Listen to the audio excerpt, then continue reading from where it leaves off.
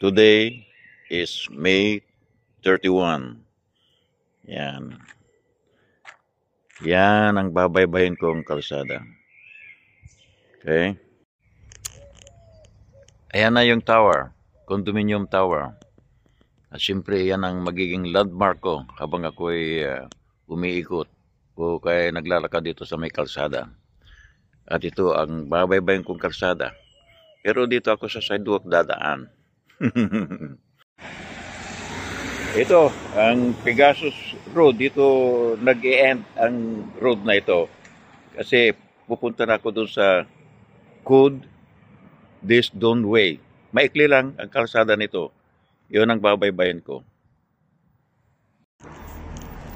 Ito na yung Code Desdon Way. Yan. Yan ang babaybayin ko papuntang Balfour Road.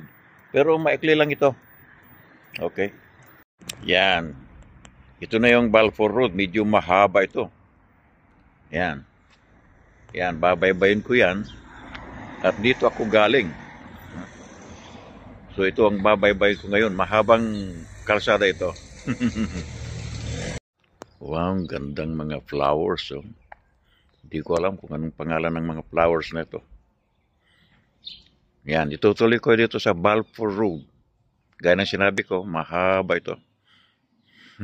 Habang binabaybay ko, ang kahabaan ng kalsada na ito, I just want to declare that Jesus Christ, the Son of the Almighty Living God, that He is the only way, the truth, and the life. No one can go to the Father except through Him. So I pray that every people in this place be able to encounter Jesus Christ in their lives.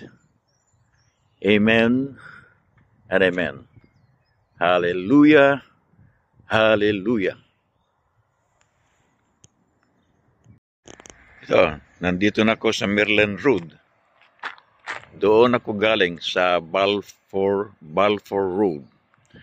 Kaya dito ko tutuloy ang aking walking exercise dito sa Merlin Road. Bagamat ito ay maikli lang. Hanggang doon sa may Kestrel Road.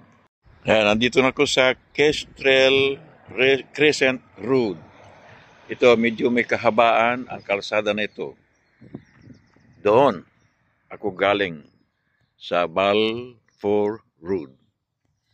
Kaya ito ngayon ang aking babaybayin hanggang sa makarating ako sa bahay. Ayan, malapit na ako. Inalis ko na yung bonnet ko kasi medyo uminit na. Yan.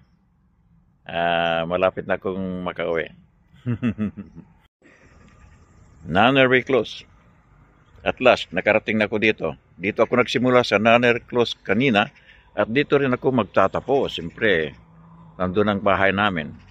So this is the end of my daily working exercise for today. May 31st, 2025. Yan. Yan ako papasok na. Kasi tapos na itong walking exercise ko for this day.